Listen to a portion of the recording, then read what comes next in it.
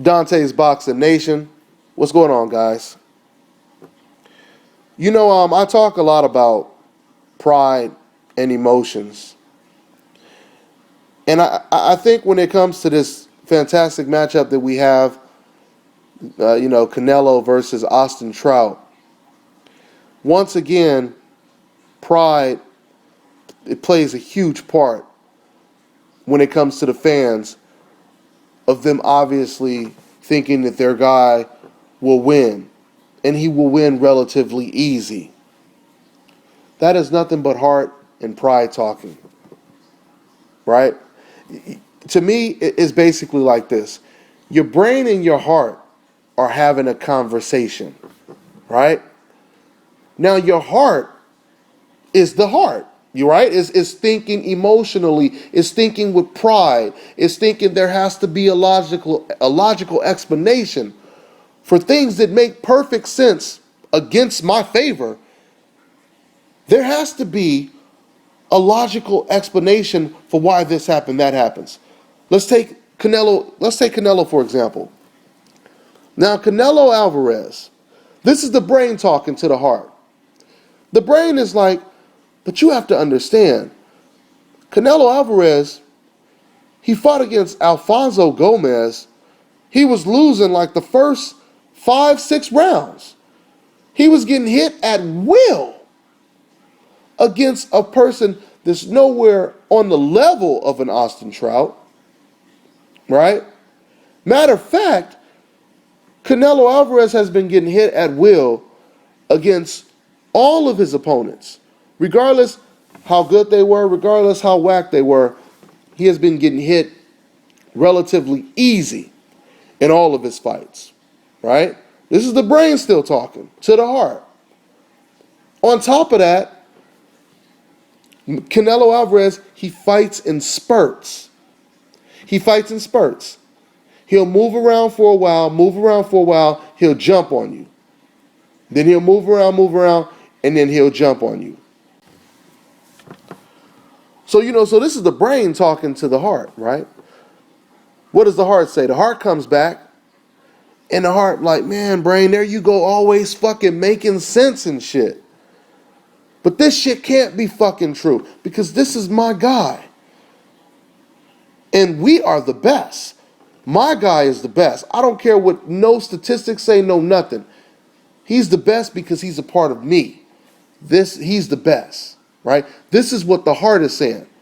I know he got hit. I know he always get hits. I know he lost all those rounds against, Alfonso Gomez.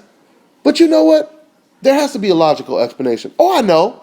He got hit because he wanted to get hit. That's right. See, brain? It makes sense. He got hit because he was letting Gomez hit him.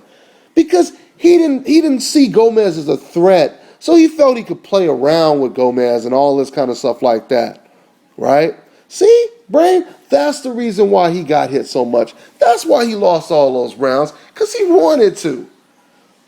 Then that's when the brain comes back and says, but heart, you have to understand as well, you have fighters like Floyd Mayweather who plays around with his opponents, and he wins those rounds. Easy.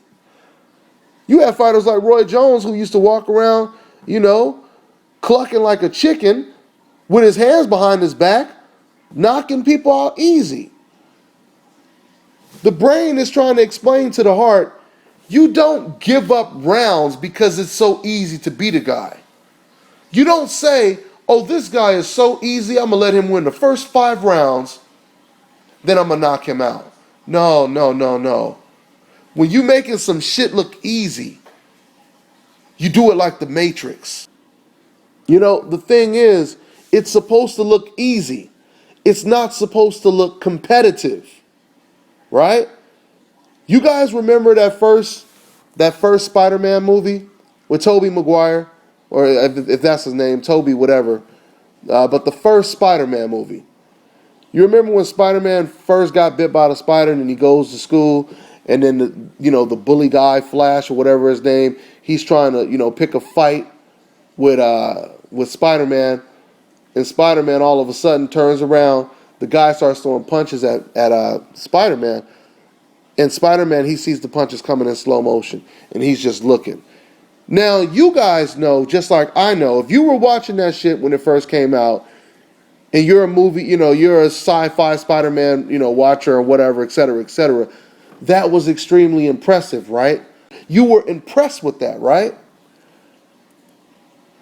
And why were we impressed? We were impressed because you had this one guy who was trying his hardest to beat this man.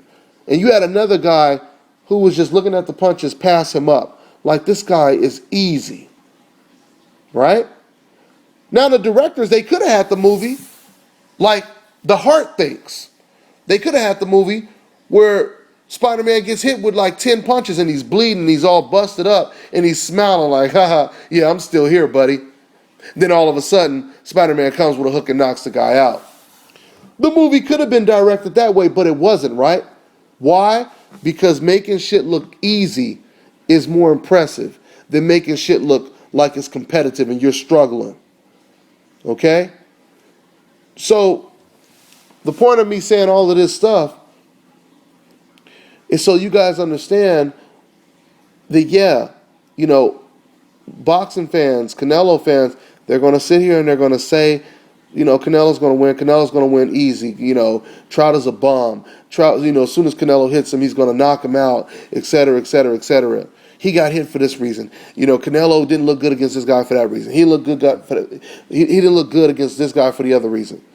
They're all excuses. It's all talking with pride. It's not rational thinking when it comes to the sport of boxing and talking real boxing. Another fight that I think about when I think about Canelo Alvarez, and it's a fight you guys can watch on YouTube, Canelo against, I believe his name was Leonardo Tyner, right? It's an American guy that he fought against in Mexico. Canelo did. This was probably about 10 fights ago, right? Now, this dude, Leonardo Tyner, he had a terrific chin.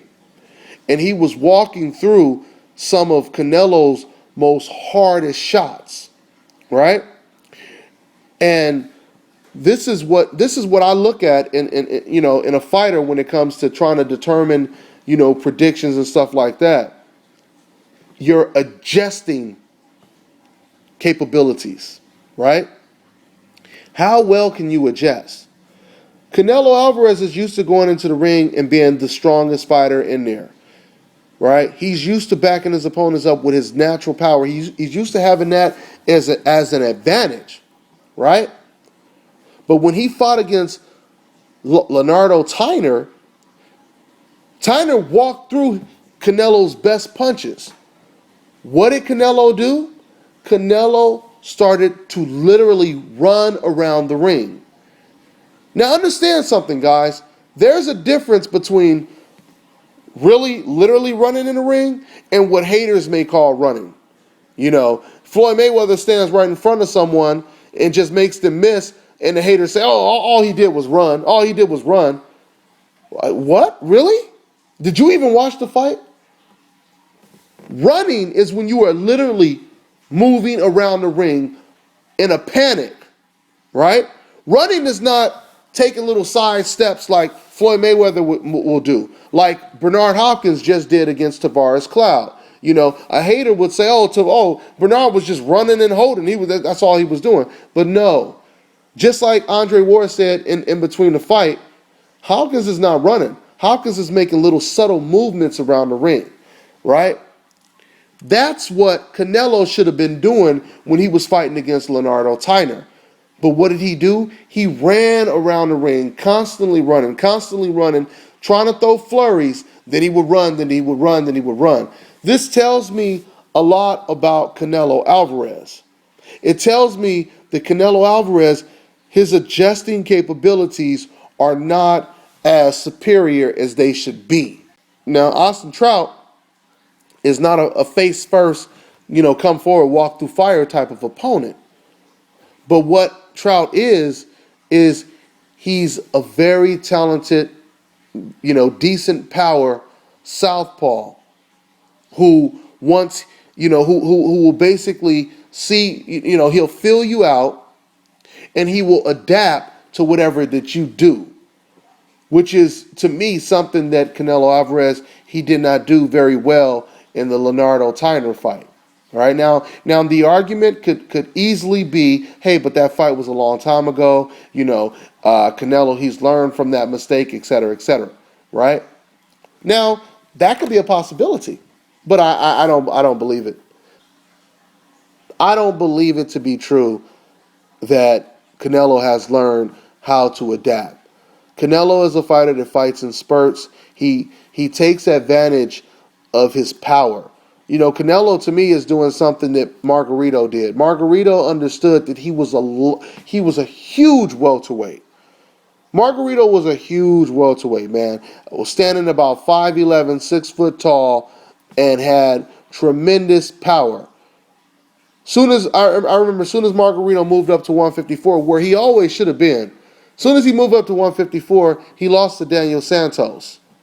After he lost to Daniel Santos, he came back down to welterweight. Why? Because Margarito, he wanted to take advantage of that natural power he had in the division. He understood that if I stay here at welterweight, I'm going to be naturally stronger than everybody and bigger than everybody I fight at welterweight. Because I'm really a fucking junior middleweight or a middleweight. But I stay at this weight so that I can take advantage of my power. This is what Canelo Alvarez is banking on.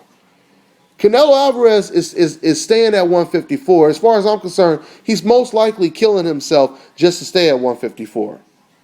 But he's staying at 154 because he wants that size advantage. Why do you think Canelo has fought so many blown up junior middleweights?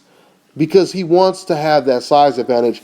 This fight against Austin Trout will be the first time he's fighting someone young like him, undefeated like him, and is a natural junior middleweight like him. Right? I think this fight will be totally different than any other fight that Canelo has been in. Like I said, even when you watch the Josito Lopez fight, see, people, like I said, a lot of naive fans, they don't look at everything. You see Josito Lopez get knocked out, and for a lot of casual fans, that's all you remember. You just remember that he got knocked out, right? But you don't remember all the times that Josito was actually catching Canelo with clean-ass punches, right? Clean-ass punches.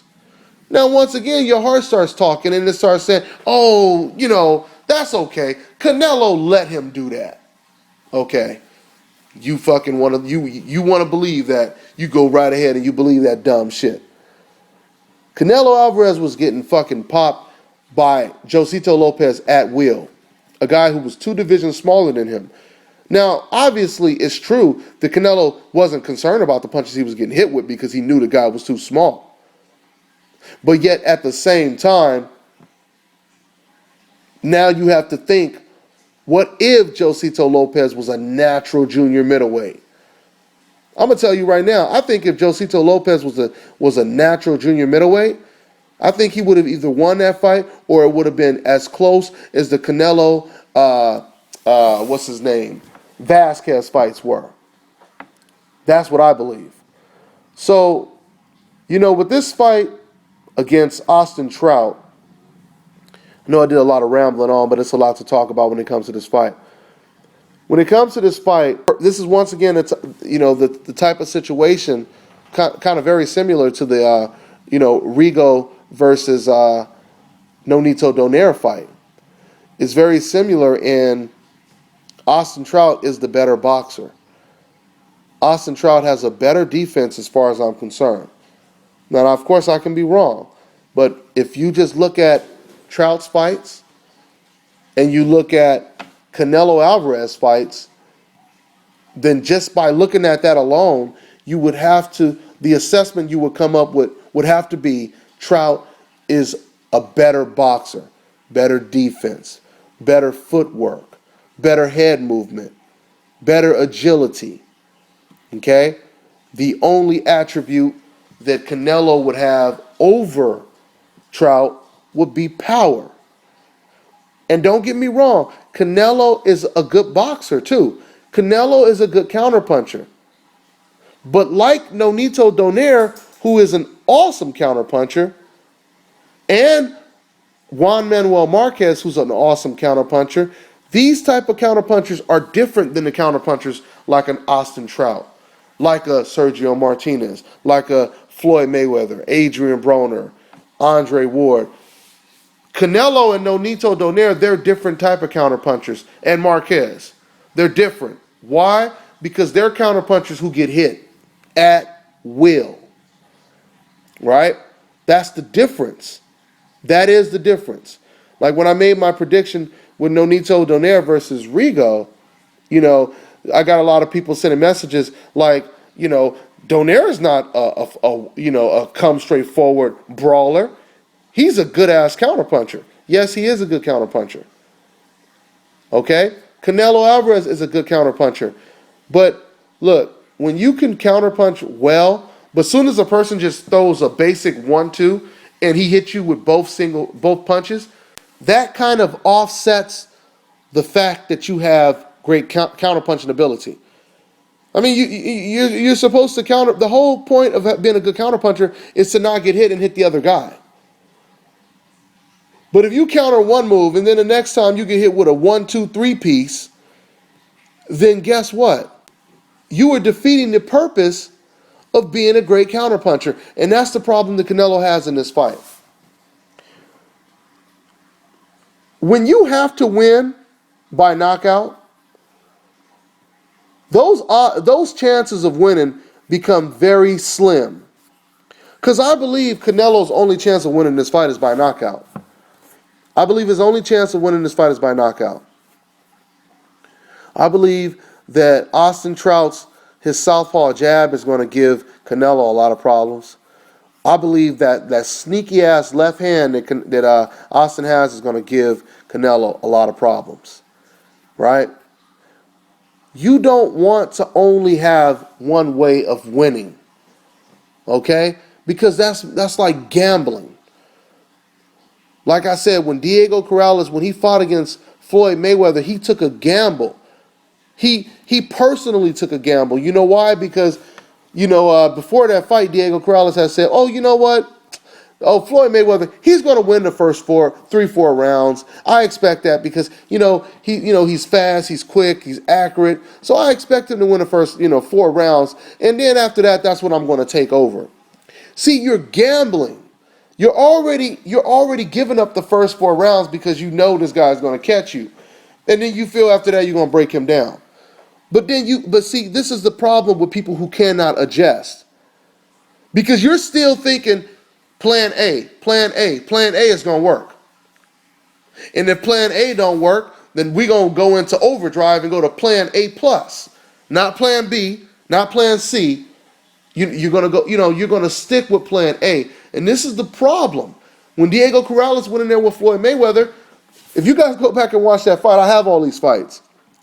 Diego Corrales was smiling the whole first 3 rounds. Every time he got hit, he would smile. Yeah, I expect that. He was looking up at the clock, like psychologically, he trying to say to Floyd Mayweather, oh, this is just the 3rd round. Don't worry, I'm going to start kicking your ass around the 5th round. This is what Diego was basically doing, right? By the 5th round, all of a sudden that smile slowly starts to come down. By the 6th, 7th round, you see a look of frustration and panic in Diego's face, right? And we all know what happens by the 7th and the 10th round, Diego gets knocked the fuck out. So the point that I'm making is you have to know how to adjust. If your plan A that you thought was going to work so well backfires on you, what are you going to do? I don't think that Canelo is going to be able to adjust in this fight if he needs to. Don't get me wrong, guys. This is definitely a fight that is going to be, in my opinion, Trout outboxing Canelo, straddled, of course, by Canelo knocking out Trout, because that's, to me, Canelo's only chance of winning this fight. And when I say knockout, I don't just mean just knock him out with a punch and Trout gets counted out. What I also mean is realistically, Canelo can get lucky enough and catch Trout with a really good clean counterpunch, and he could wobble, stagger Trout, and that can completely change Trout's confidence, and from that point on, Trout, he can start to go downhill in the fight, possibly lose a 12-round decision, or maybe get stopped. This is possible. Guys, I don't pretend to be a prophet. Obviously, I can be wrong. People, boxing writers and fighters, people make predictions all the time. Sometimes you're right, sometimes you're wrong. This is just how I see this fight playing out. I see Austin Trout outboxing Canelo fairly easy. I see Austin Trout. I see Canelo looking a little weary and confused in this fight. I see him giving up rounds because he's frustrated. And if you guys watch my Donaire versus my Donaire versus Rigondo prediction, it's very similar because these fights are very, very similar. But another fight this kind of reminds me of, this Canelo versus Trout fight, it kind of reminds me a little bit of Oscar De La Hoya versus Ike Corte. And the reason why it reminds me of it is because, that for De La Hoya, that was his first time, at least in a long time, that was his first time fighting someone who was young like him, undefeated like him, and was hungry like he was in the same division. A person who could almost match his power, et cetera, et cetera, et cetera. The only difference is Oscar De La Hoya, he had already fought big-name opponents before that. This will be Canelo Alvarez's very first time. For all I know, I can be totally wrong.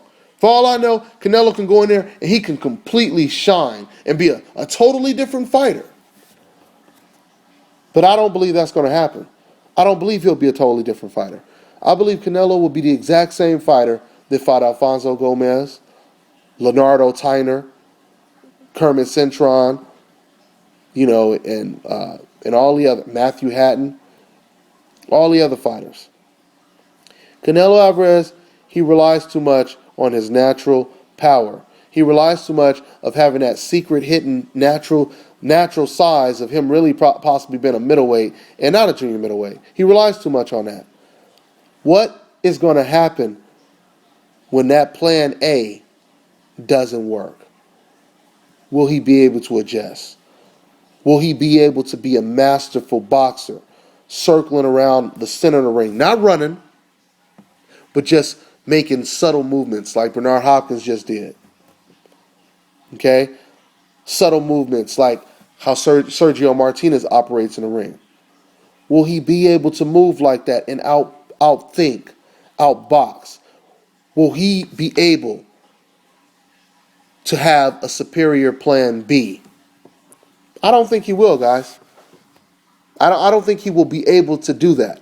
I don't think he can adjust like that. So my prediction is Trout wins this fight. He wins this fight by unanimous decision. I don't think he will knock out Canelo. I think Canelo has a pretty good beard, but I think he outboxes Canelo.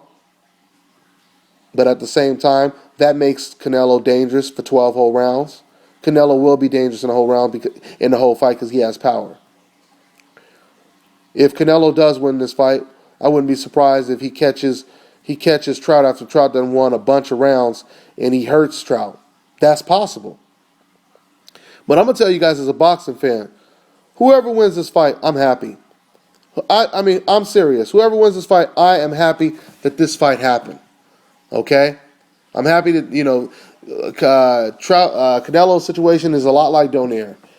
Canelo, he had been ducking Trout forever, just like Donaire had been ducking Rigo forever.